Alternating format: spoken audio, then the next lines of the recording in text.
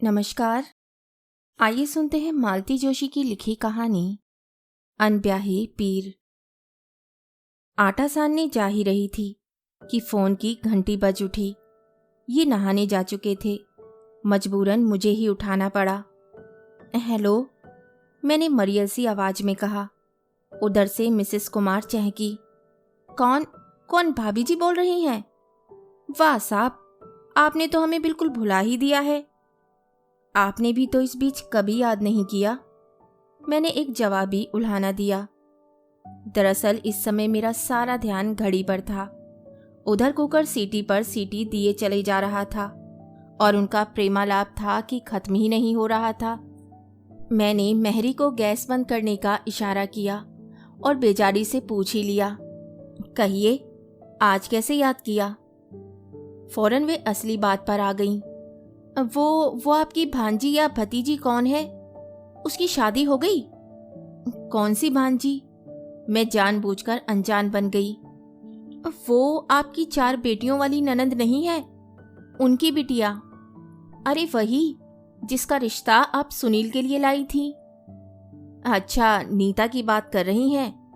हाँ, शादी तो उसकी अभी नहीं हुई है। किसके लिए पूछ रही हैं?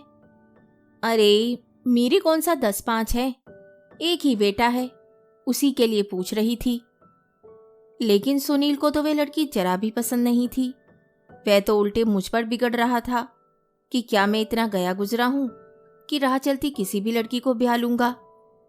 क्या भाभी जी, आप भी लड़के की बात को दिल से लगाए बैठी हैं? उसे कोई अक्ल भी है? भला बताइए, हिंदुस्तानी लड़कियों का रंग दबा हुआ नहीं होगा तो क्या मेम जैसा होगा? मुझे बहुत ताव आया। उस समय तो ये श्रीमती जी ही सबसे ज्यादा मीन मेख निकाल रही थी। अब कैसी भली बन रही हैं। उसी समय ये बाथरूम से निकले। मैंने पीछा छुड़ाते हुए कहा, मिसेस कुमार 10:15 हो रहे हैं, इन्हें खाना दे दूं, फिर दोपहर में इत्मीनान से बात करेंगे। किसका फोन था? इन्होंने पूछा। मिसेस कुमार का, मैंने लापरवाही से कहा। क्या कह रही थी? यूं ही इधर उधर की हाँक रही थी। पता नहीं लोगों को सुबह सुबह इतना वक्त कैसे मिल जाता है। यहां तो सांस लेने की फुर्सत नहीं मिलती। असली बात मैं जानबूझकर छुपा गई थी, नहीं तो ये अभी भागे भागे अपनी जीजी के पास पहुंच जाते। इस रिश्ते के गोरख धंधे में पिछली बार इन कुमार लोगों ने इतने कटु अनुभव दिए थे कि फिर से उन्हें दोहराने का मन नहीं था। एक तो लड़के ने मुझे अपमानित किया था, फिर मिसेस कुमार का रवैया भी अच्छा नहीं था। मिस्टर कुमार ने तो हद ही कर दी थी। इस प्रस्ताव पर दोबारा विचार करने के लिए जब हमने अनुरोध किया तो वे छूटते ही बोले थे, अरे क्या विचार करें भाई, आपके जीजा जी तो खुलकर कुछ कहते ही नहीं।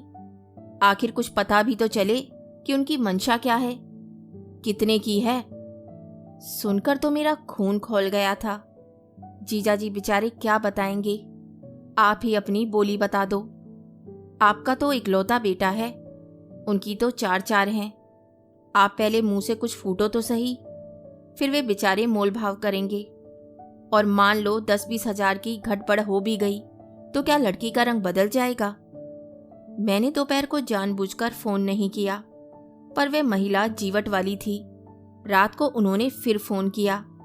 दुर्भाग्य से इन्होंने ही उठाया। फोन रखते हुए इनका चेहरा तमतमा गया था। मुझे जैसे आरोप पत्र थमाते बोले, सुबह मिसेस कुमार ने नीता के लिए पूछा था। कुछ कह तो रही थी, पर मैं उस समय इतनी हड़बड़ी में थी कि ठीक से कुछ समझ में नहीं आया। सोचा था दोपहर को बात कर लूंगी, पर याद ही नहीं रहा। याद क्यों रहेगा? इन्होंने कसेले स्वर में कहा। बेटी की माँ होती तो उसकी इमरजेंसी समझती। तुम तो बेटों वाली हो, तुम्हारी तो ऊंची नाक है। रात भर ये बेवजह मुंह फुलाए रहे। फिर सुबह वही हुआ जो मैं नहीं चाहती थी। चाय पीकर ये तुरंत दीदी के यहाँ पहुंचे। वहां पता नहीं क्या खिचड़ी पकी। शाम दफ्तर से जल्दी लौटकर फिर गाड़ी लेकर निकल गए। रात 9 बजे घर लौटे तो दीदी जीजाजी भी साथ थे। दोनों बड़े खुश नजर आए थे। लो भाई, मुंह मीठा करो। नीता की शादी पक्की करते चले आ रहे हैं। जीजा जी ने मिठाई का डिब्बा मेरे सामने करते हुए कहा। शादी इतनी जल्दी पक्की भी कर दी? जल्दी कहाँ सुमन, समझ लो कि थोड़ा लेट ही हो गई है। अगर रिटायरमेंट से पहले सबको निपटाना है तो थोड़ी फुर्ती करनी होगी। और अब देखो, तुम्हें भी कमर कस लेनी है। यहाँ वहाँ का प्रोग्राम मत बनाना। कुल जमा 1.5 महीना ही तो रह गया है। आप लोगों ने इतनी जल्दी तारीख भी तय कर दी? अभी अभी तो उसकी सरकारी नौकरी लगी है। कुछ दिन आप भी उसका सुख भोगते। अरे लड़कियों की नौकरी का कैसा सुख, वो तो एक बोझ है, बोझ। और क्या पता उन लोगों के भाग्य से ही ये नौकरी लगी हो, नहीं तो 4 साल से उस फटीचर स्कूल में पढ़ा रही थी। मरे 500 पकड़ाते थे और 800 पर दस्तखत करवाते थे। और सच पूछो तो ये करिश्मा इस सरकारी नौकरी का ही है, नहीं तो कोई पलटकर संदेश भेजता है भला? जीजाजी बोले। मतलब? हम दोनों ने एक साथ पूछा। अरे वो मेरे कलीग हैं ना मिश्रा जी, कुमार साहब की कॉलोनी में ही रहते हैं। आते जाते दुआ सलाम होती रहती है। जैसे ही नीता की नौकरी लगी, मिश्रा जी बोले कि देखो क्या चक्कर चलाता हूँ, वे लोग खुद तुम्हारे दरवाजे पर आएंगे। उन्होंने ऐसा ही कर दिया। आते जाते उन्हें पट्टी पढ़ाते रहे। बोले कि लड़का आपका बिजनेसमैन है तो बहू नौकरी वाली लाइए, कम से कम एक की आमदनी तो पक्की है। फिर रिटायरमेंट का डर दिखाते रहे। बोले कि आज तो ऐश कर रहे हो, सरकारी मकान है तो कोई फिक्र नहीं, कल को रिटायर हो जाओगे तो सड़क पर आ जाओगे, इसलिए बहू ढूंढो तो सरकारी नौकरी वाली ढूंढो, कम से कम मकान की तो सुविधा हो जाएगी। बस इसी तरह ठोक पीट कर अपनी बात कहते रहे। फिर जब देखा कि लोहा गर्म हो गया है तो धीरे से कान में नीता की बात डाल दी। और लड़का राजी हो गया? अरे कैसे नहीं होता, 2 साल से लड़कियां देख रहा था। साल भर पहले तो हम ही लोग गए थे। उसे कोई लड़की पसंद ही नहीं आ रही थी। उसे चाहिए थी हेमा मालिनी या श्रीदेवी। अब ये हेमा मालिनियां क्या ऐसे टुटपुंजियों से शादी करती हैं? उन्हें चाहिए डॉक्टर, इंजीनियर। माँ बाप ने साफ साफ कह दिया, हाँ करते हो तो यहाँ बात चलाते हैं, नहीं तो तुम्हारी तुम जानो। आखिर हमें बेटियों की भी शादी करनी है, तुम्हारे पीछे कब तक हलकान होते रहें? बस अल्टीमेटम मिलते ही हजरत सीधे रास्ते पर आ गई। आपने एक बार नीता से तो पूछ लिया होता, मैंने दबी जबान से कहा। कमाल करती हो बहू, क्या इतना बड़ा कदम हम उसकी मर्जी के बिना उठा सकते थे? और वो हमारा वाला जमाना थोड़े ही रहा है कि जिसके साथ माँ बाप ने हाँक दिया चुपचाप चले गए। मैं अपना सा मुंह लेकर रह गई। नीतू पर गुस्सा आ रहा था, शादी के लिए मरी जा रही हो जैसे। अरे एक बार मना करके तो देखती, बच्चों को पता तो चलता कि किसी के द्वारा नकारे जाने की पीड़ा कैसी होती है। मैं मन ही मन उबल रही थी, पर अपना आक्रोश प्रकट करने का कोई साधन नहीं था। सब लोग शादी की तैयारी में आकंठ डूब गए थे, नीतू के मामा भी। मेरी नाखुशी से किसी को कोई सरोकार नहीं था। उस उत्साह को देख देख कर मुझे आश्चर्य हो रहा था। साल भर पहले इन्हीं लोगों ने नीता के रंग रूप की छिचला लेदर करके टकासा जवाब दे दिया था। उसकी नौकरी की भनक लगते ही खुद उन्हीं लोगों ने प्रस्ताव भिजवाया है। ऐसे स्वार्थी और लालची लोगों के यहाँ बेटी ब्याहने से अच्छा है वह कुंवारी ही रह जाती। लगा कि जैसे सबने अपना आत्मसम्मान ताक पर रख दिया है।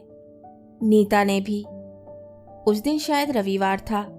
दोपहर को रसोई समेट कर लेटी ही थी कि कॉल बेल बजी। फुनफुनाते हुए दरवाजा खोला। सामने नीता खड़ी थी। महारानी, इतनी धूप में कहाँ से चली आ रही हो? मैंने बेजान सा स्वागत किया। जरा बाजार तक गई थी, उसने बेवजह शर्माते हुए कहा। फिर इत्मीनान से सोफे पर बैठकर उसने थैले में से कार्डबोर्ड का एक बड़ा सा डिब्बा निकाला। उसमें सफ़ेद छक ऊन के 10 गोले थे। मैंने प्लास्टिक के बैग को ध्यान से देखा।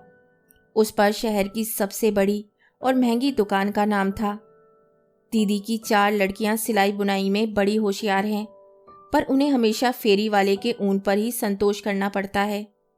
इतनी महंगी दुकान का तो वे सपना भी नहीं देख सकती। लगता है शादी की खुशी में नीता ने लंबी उड़ान भरी है। कार्डिगन बुन रही हो? मैंने पूछा। जी नहीं, पुलोवर। उसने फिर शर्म से लाल होते हुए कहा। मुझे अपनी ही बेवकूफ़ी पर तरस आ गया। यह तो मुझे ऊन का रंग और नीता का चेहरा देखकर ही समझ लेना चाहिए था कि यह भावी पति के लिए तोहफा तैयार किया जा रहा था। पता नहीं सब लड़कियां होने वाले दूल्हे के लिए सफ़ेद स्वेटर ही क्यों बुनती हैं। शायद इसलिए कि फिर बाकी जिंदगी में ऐसी धवल शुभ्रता कायम रहे ना रहे। मामी जी, नीता कह रही थी, वो जो पिछले साल आपने कुणाल का स्वेटर बनाया था, उसकी डिज़ाइन याद है? अपने घर की डिज़ाइन रिपीट करना मुझे कभी अच्छा नहीं लगा, पर नीता को मैं मना नहीं कर सकी। 13 लाइनों वाला मुश्किल पैटर्न था, पर उसने 1-2 बार में ही सीख लिया। फिर मुझसे फंदे भी डलवा लिए और एकदम उठकर खड़ी हो गई। अब चलूँगी मामी जी। अरे वाह, ये अच्छी शराफत है। एक तो मेरी नींद खराब की, अब यह भी नहीं कि 1 कप चाय ही पिलाकर जाती। बेचारी फौरन किचन में चली गई। जब तक चाय बनी मैंने उसके लिए नाश्ता लगा दिया, पर मैंने देखा कि खाने में उसका जरा भी ध्यान नहीं था। वे बस कुतर रही थी। शायद उसे घर जाकर स्वेटर शुरू करने की अधीरता हो। इतने दिनों से मेरे मन में जो बात घुमड़ उमड़ रही थी, उसे कहने का आज ही मौका था। आज उसके मामा भी घर पर नहीं थे और बच्चे भी नहीं थे। नीता, मेरे गंभीर स्वर से वे एकदम चौंक पड़ी। टुकर टुकर मुझे देखती रही। नीता, हम तुमसे बहुत नाराज हैं। क्यों मामी जी? मैंने कभी सोचा भी नहीं था कि तुम इस शादी के लिए हाँ कर दोगी। पिछले साल इन्हीं लोगों ने तुम्हारा अपमान किया था। कम से कम एक बार इनकार का मुंह तोड़ जवाब तो देती। कोई भी स्वाभिमानी लड़की यही करती। सच बताओ, क्या शादी तुम्हारे लिए इतनी जरूरी थी कि उसके लिए तुमने आत्मसम्मान को ही ताक पर रख दिया? या सेल्फ रिस्पेक्ट का तुम्हारे लिए कोई महत्व ही नहीं है? बेचारी नीता सिर झुकाए चुपचाप मेरा भाषण सुनती रही। मैं दीदी जीजाजी को दोष नहीं देती।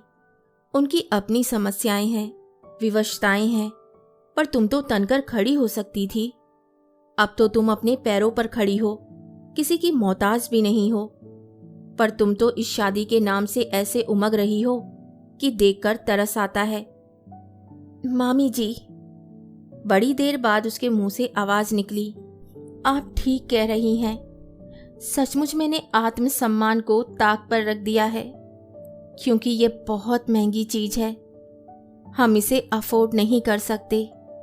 हमारी कुछ मजबूरियां हैं जिन्हें आप समझ नहीं पाएंगी। अगर मैं मना कर देती तो जानती हैं क्या होता?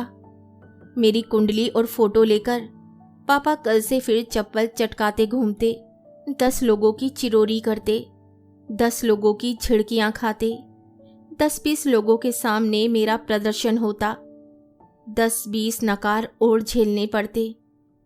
मेरी शादी ना करने से ही समस्या हल हो जाती तो मैं खुशी से कुंवारी रह लेती, पर मेरे मना करते ही घर में कोहराम मच जाता। पापा का बीपी बढ़ जाता। माँ रो रो कर घर भर देती। बहनों की शादी में 100 व्यवधान खड़े हो जाते। इसलिए मुझे मन पर पत्थर रखकर यह अपमान का घूंट पीना पड़ा है। शायद यही हम जैसों की नियति है। और आप जिसे मेरा उमंगना समझ रही है, वह तो एक राहत का एहसास है।